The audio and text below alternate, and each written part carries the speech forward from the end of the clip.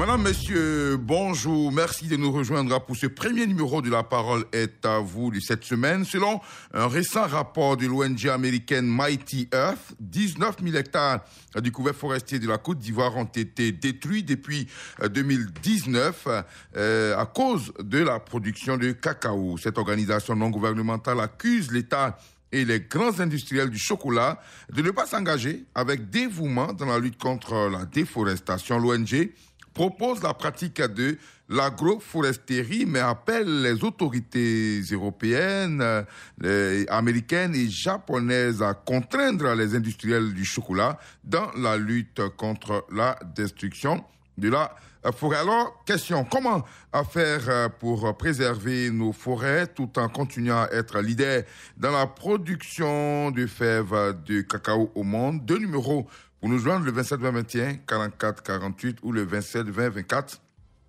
27 87. Je reprends les deux numéros, le 27 20 21 44 48 ou le 27 20 24 27 87. Sur notre page Facebook, vous êtes nombreux à réagir. Albert Kwame Dekalito nous dit que nos forêts sont surveillées par la SODEFOR et les eaux et forêts. Comment se fait-il que notre forêt soit détruite sans qu'on ne s'en rende compte? Alors, je pense qu'il y a des gens pour surveiller notre forêt. Et si cette forêt est détruite, moi, je les indexe d'abord l'agroforesterie, mais là, c'est la pratique qui est le problème. Au standard, on est en ligne avec M. Félix Okoricha qui nous appelle de Labodougou. C'est dans la zone de Divo. Bonjour. Bonjour, maître Dama Bakayoko. On vous écoute. Tout Labodougou, salut d'abord, salut la régie. D'accord, merci beaucoup. Je pense que cette initiative concernant l'agroforesterie est une louable décision. Au niveau de Divo, nous avons la coopérative Copacov de Divo qui a déjà emboîté le pas au gouvernement depuis il y a 3 ans. Donc, Copacov achète les arbres indigènes et fait l'agroforesterie. Aujourd'hui, les coachs IP coachs de Copacov sont formés grâce à ses partenaires sur cette affaire de l'agroforesterie dans les plantations. Parce qu'il faut une petite superficie avec une grosse production, mais entre 12 à 18 arbres espacés dans toute la plantation va lutter contre la pluviométrie et les effets de gaz à effet. C'est une très bonne chose. Dans ces 9 sections, en tout cas, Copacov a fait un effort pour toujours faire l'agroforesterie grâce à ses partenaires et elle-même, la coopérative. D'accord. Merci beaucoup à vous, Monsieur Félix Okoricha. Vous semblez bien, en tout cas, maîtriser donc cette pratique. On rappelle que l'agroforesterie consiste à faire cohabiter les cultures de rente et la forêt naturelle. D'ailleurs, à la base, les techniciens nous disent que le cacao est un produit issu de la forêt. C'est son milieu naturel. Donc, le cacao peut bien pousser avec des arbres de nos différentes forêts. Sur la page Facebook encore, Monsieur Grégoire Yao Konan nous dit que le sujet a été récemment évoqué par certains journalistes des chaînes françaises internationales lors de leur entretien avec le chef de l'État, le président Hassan Ouattara. Pour le président, il faut une collaboration farouche en lieu et place des menaces. Pour moi, donc, ceux qui occupent illégalement les aires protégées sont connus. Ils y sont et pratiquent l'agriculture sans crainte et parfois ils sont très armés. Que fait le ministère des Eaux et Forêts, s'interroge-t-il? Que fait la SODEFOR? Que fait le ministère de l'Environnement? Chaque entité doit jouer son rôle, nous dit-il. Au standard, maintenant, M. Yema Kwakou Florent, bonjour. Bonjour, M. Adama Bakayoko. Vous appelez de Sono Panigokro dans la zone de Mbayakro. C'est bien sûr, c'est là mon cher frère Adama. On vous écoute. Toute la population vous salue. Merci. Bon, mon général Adama Bakayoko, on ne dira jamais assez. Le cacao, premier producteur, vraiment, ça mérite. Et il faut féliciter les planteurs. Mais comme on le dit, 19 000 hectares de nos forêts disparus du fait de nos activités agricoles, ça nous interpelle. Alors, je dirais même qu'il est important, voire impérieux d'instaurer la pratique de l'agroforesterie, sensibiliser les paysans sur cette nouvelle méthode ingénieuse, but de protéger et de garder cette richesse énorme qu'est la forêt. Et c'est pour cela d'ailleurs, nous souhaiterons que le gouvernement mette des moyens à la disposition de nos experts en agroforesterie afin que ceux-ci travaillent de concert avec les vaillants et valeureux agriculteurs, en leur montrant toujours des techniques culturelles qui seront donc enseignées. Alors, je voudrais aussi dire que tous devront aussi adopter ce comportement éco-citoyen juste pour le bon fonctionnement de nos forêts en luttant contre l'écosystème. Mais, mon frère Adama Bakayoko, il y a encore quelque chose qu'il faut voir. Que tu es toujours aimé. Comment pourrait-on aussi lutter contre ce torpillage clandestin qui détruit vertigineusement nos terres et forêts, lieux sacrés, et avec ce corollaire de vol, viol, tuerie, vente même de consommation de drogue, et jusqu'à la destruction de nos forêts, sans oublier son impact négatif sur notre économie nationale. C'est pour cela donc il faut vraiment combattre ces deux fléaux. Je dirais même ce deuxième fléau. Et puis les mesures sont prises. Monsieur Yema, on est très nombreux au standard. Bon, les forêts sont classées. Comment arrive-t-on? C'est les mesures qu'on fait qu'on ne suit pas. Parce que si on suivait ces mesures-là, on n'a pas pour les classer. C'est compris. C'est compris. Merci beaucoup à vous, monsieur Yema, qui nous appelle donc de Sono Paningo Kro. Monsieur Ouattara Adama est à Diara. Bonjour. Bonjour, monsieur Adama Barayo. On vous écoute. Ok, je pense que le sujet est la bienvenue. Et moi, je pense qu'il faut essayer de sensibiliser nos parents paysans qui font l'agriculture. Et pour que, même le vendredi, j'étais dans le bureau sur le fort de Diara. Et ce que le capitaine, le LT m'a dit, il dit, eux, ils ont des pépinières là-bas pour que les paysans prennent ceux qui sont au bord de la... Puisqu'il y a des coins où les gens, ils ont exploité, ils ont fait leur production d'anacarde là-bas. Donc, quand la forêt est venue, après la crise de la forêt est venue, il était question que comme le produit, l'anacarde a commencé à produire déjà, de ne plus abattre ces champs d'anacarde-là. Mais il faut reboiser, il y a certains coins, il faut reboiser. Donc, ils ont fait les pionniers pour que les gens prennent ça pour aller reboiser, mais jusqu'à présent, ils n'ont rien fait. Et puis, ce que Yéma Kwaku vient de dire, c'est une réalité concernant l'orpaillage clandestin.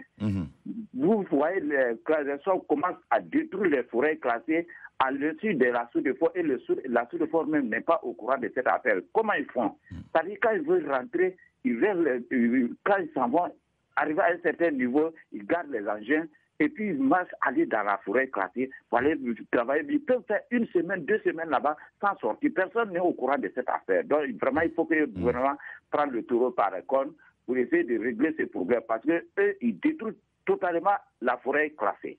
Voilà ma contribution. D'accord, merci beaucoup à vous, monsieur Ouattara Adama de Diara. Sur notre page Facebook, monsieur Roger Nyanzou de Bafia, c'est dans le sud Komwe, nous dit qu'il est difficile pour un pays à vocation agricole de ne pas utiliser sa forêt. Si l'agroforesterie arrive comme solution du verger, il reste que les industriels soient interpellés du fait accompli et soient mis en face de leurs responsabilités afin que le reboisement occupe une bonne place dans leurs activités en Côte d'Ivoire. Tout cela sous le fait des autorités ivoiriennes. Au standard encore, monsieur Kwaku Deni, c'est bien ça, qui nous appelle de Kwadjo Daniel de Dabouyo 3. C'est à Gueyo. Bonjour. Bonjour, comment ça va? Ça va bien, on vous écoute. Ah, c'est Kwadjo Daniel de Dabouyo 3, oui, c'est précisément à Kofikro. D'accord, on vous écoute.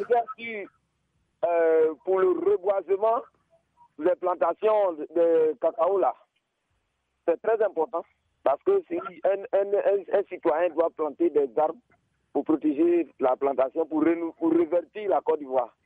Moi-même, j'en ai fait. Donc, je demande à tout le monde et je demande à l'État aussi de donner une sensibilisation à tout le monde pour que tout le monde puisse penser à ça. Sinon, vraiment, notre forêt est totalement partie. Ouais. D'accord. Merci beaucoup à vous, monsieur Kwadjo. Donc, Daniel de Dabouyo 3, c'est vers Gueyo. Monsieur Aristide Adou, bonjour. Bonjour, monsieur Adama Bakayoko. Vous êtes à Divo. Oui, je suis à Divo. En fait, concernant le reboisement, c'est important. La forêt aujourd'hui est devenue ressource économique, mais c'est une question de prise de conscience de chaque individu. Voilà. Quand je dis de chaque individu, moi, Aristide, de mon village, j'agis. De là où je vis, j'agis dans ce sens. Maintenant, en ce qui concerne les autorités, l'État, de par ces démembrements structurels, je vais parler du ministère de l'Intérieur qui est partout en Côte d'Ivoire, certaines de nos autorités préfectorales savent que des forêts classées sont utilisées en termes d'agriculture cacaoyère. Mais dans leur rapport de fin d'année, ne mettent pas cela dedans pour prévenir le supérieur que j'ai fait tel effort, mais voilà que des producteurs de manière illégale sont, de force ou bien par complicité, sont dans des forêts classées. Le cas de Divo est un exemple frappant à l'entrée de la ville. On sait tous que la forêt classée est là, mais les producteurs y sont. Et que fait le corps préfectoral pour les déguerpir? Que fait nos agents des eaux et forêts pour les déguerpir? Est-ce une complicité, une passivité? Allons vérifier. Dans les reportages des radios Côte d'Ivoire, venez interroger la population. Et non en termes d'interrogation, souvent un peu journalistique. Et vous verrez les preuves que souvent nos forêts classées sont utilisées avec des complicités étatiques, des panneaux de démembrement structurel, ou même la population. Donc le reboisement, c'est bien, mais sachez que aujourd'hui, la forêt est mal utilisée par nos mentalités et nos actions. Sinon, le reboisement est une nécessité. Moi, j'étais en colonie de vacances, devant la mairie de Divo, nous y avons mis de la forêt des arbres en 87. Aujourd'hui, ces mêmes arbres ont été détruits pour raison de route. D'accord. Alors, vous nous parlez de déguerpissement en même temps, monsieur Aristide Adou. Il faut souvent peut-être empêcher que ces forêts soient colonisées. Sinon, quand on parle de déguerpissement, vous êtes d'accord avec moi que les problèmes des droits de l'homme se posent. Des gens qui y sont allés avec les familles, ont même bâti des écoles, des centres de santé. Ce n'est pas aussi facile que cela. Mais avant d'y aller, c'était quoi cet instrument, cet espace géographique-là? Comment on l'a classé? On a dit forêt classée. Moi, j'ai été en Guinée. La forêt est classée, elle est classée. En Guinée-Conakry, juste à côté de nous. Elle est classée, elle est classée. Mais chez nous, moi, par exemple, à Dabio, d'où appeler la personne, de mon côté maternel, quand la forêt est classée, après la forêt de Niégré qui a été classée, a été utilisée par des hommes pour aller produire du cacao. Ils ne sont pas allés de leur propre volonté. Ils ont eu envie et ils ont été installés par la participation, je dis bien participation, de certaines de nos autorités. Il faut avoir le courage de dire, même si on doit te condamner injustement. D'accord, vous estimez que certaines autorités ne jouent pas franc jeu? Je dis bien oui. Allez faire vous êtes une radio étatique. Moi, je suis contributeur de l'économie nationale. Allez faire des reportages pratiques, vous verrez. D'accord, nous y sommes allés plusieurs fois. Hein. Moi, j'étais donc dans la forêt de Taï il n'y a pas longtemps. Pourquoi ces personnes ont été installées? Oui. Ok, donc pour vous, il est important d'anticiper plutôt que d'attendre que les forêts soient investies avant de pouvoir prendre des mesures. Merci beaucoup à vous, monsieur Adou, Aristide, qui nous appelle à l'instant de Divo. On part à Oumé avec monsieur Zamblé Alphonse. Bonjour. Bonjour, Adama. On vous écoute. Oui, Adama, le couvert forestier est très menacé en Côte d'Ivoire. Nos paysans, au lieu de faire la rotation des cultures, chaque année, ils sont obligés de défricher pour créer de nouvelles plantations.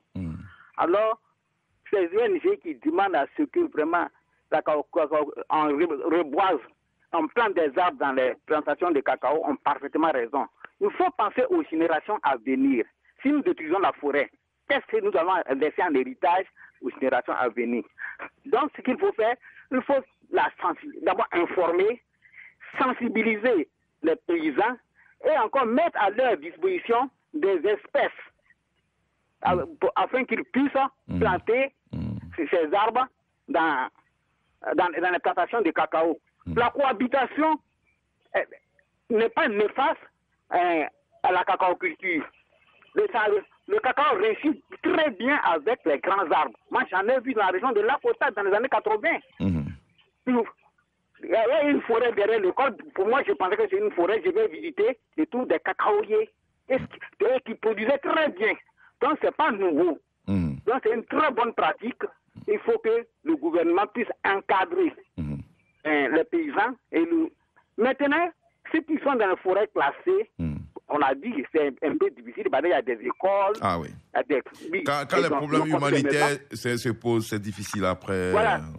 Ils ne doivent plus créer de nouvelles plantations. Et on doit les obliger à planter des arbres dans les plantations de cacao. D'accord. En faisant cela, on peut vraiment retrouver nos couverts forestiers. D'accord. Et ce qui sera une très bonne chose pour les générations à venir. Adama, merci, c'est ma contribution et bonne émission. Merci, bonne journée à vous, à Oumé, monsieur Zambla Alphonse, sur notre page Facebook. Rapidement, monsieur Yao Michel Kofi, qui nous écrit de Korogo, du nouveau quartier, bien sûr, c'est à Korogo. Aucun arbre nous dit que aucun arbre, pas de fleurs, pas de forêt. Et pour de bonne production cacaoyère, il faut pouvoir associer cela aux arbres forestiers. Et l'ONG américaine Mighty Earth, que l'ONG américaine Mighty Earth arrête d'accuser, mais qu'elle multiplie plutôt ses plans et voies de reboisement, qu'elle publie ses voies et moyens de sensibilisation plutôt que d'accuser l'État de Côte d'Ivoire. Monsieur Bosson Assérémy nous dit qu'on ne peut pas demeurer premier producteur de cacao sans détruire la forêt, parce que c'est cette forêt qui fait place à la culture de ce produit-là. Je pense qu'il faut aider les producteurs à exploiter d'autres méthodes, à utiliser des engrais à moindre coût afin de produire beaucoup de cultures sur des petites surfaces. Ceci étant dit, la jachère, bien sûr, bien maîtrisée, peut aussi constituer une solution, nous dit-il. Monsieur Siliki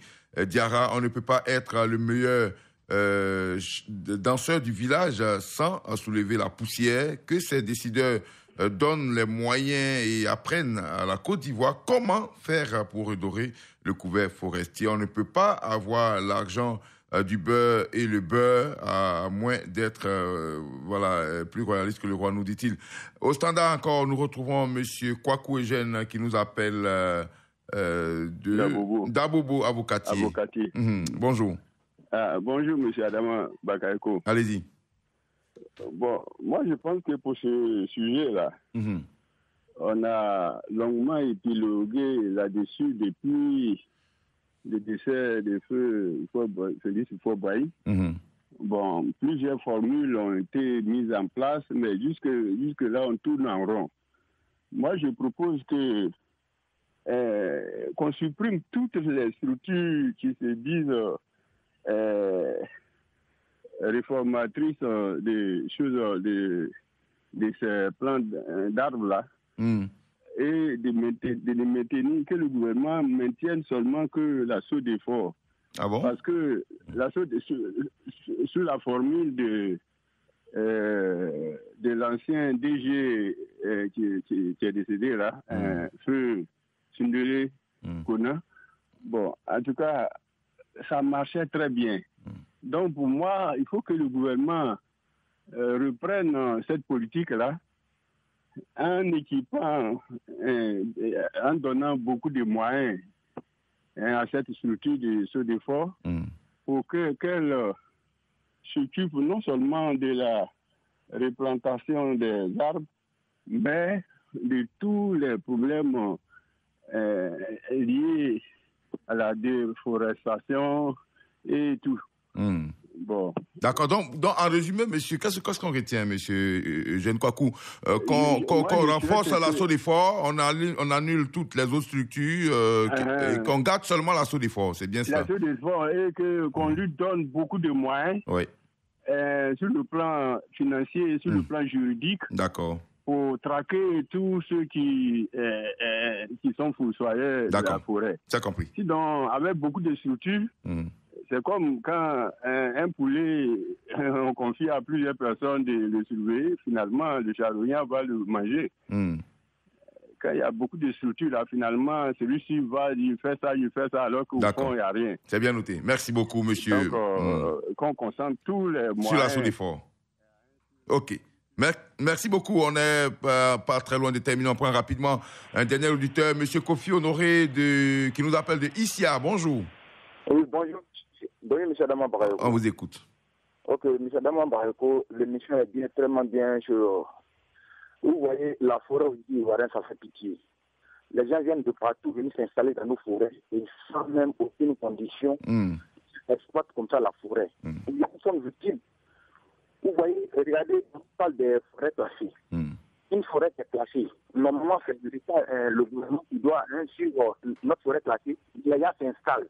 Et tous nos frères même de la CEDEAO qui viennent s'installer, ils exploitent nos forêts et on ne dit rien. Voilà, nous sommes tous victimes. Et regardez, je vous dis que comment nous vivons ici en Amérique, à ce moment-là, il ne pleut pas. Avec le changement climatique, quand on parle de, par exemple, on parle du changement climatique, c'est dû à nos activités qu'on appelle champêtres.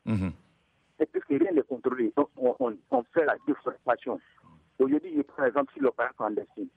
L'Opaya, aujourd'hui, l'Opaya est atteint de l'ampleur ici. Donc, pourtant, on nous dit qu'il y a une brigade aujourd'hui pour suivre D'accord. arrêter les Opaya. D'accord. C'est bien noté. Monsieur Kofi Honoré, qui nous appelle à l'instant de Issia pour ces réalités. Merci beaucoup, c'est ici qu'on va s'arrêter pour aujourd'hui. Merci à Clémence Cole qui a réalisé cette émission. Il s'installe maintenant pour vous emmener jusqu'aux portes de 9h. Lui, c'est l'ami des jeunes, Didier Fondin-Richemont. Radio Côte d'Ivoire, Abidjan, 88.fm.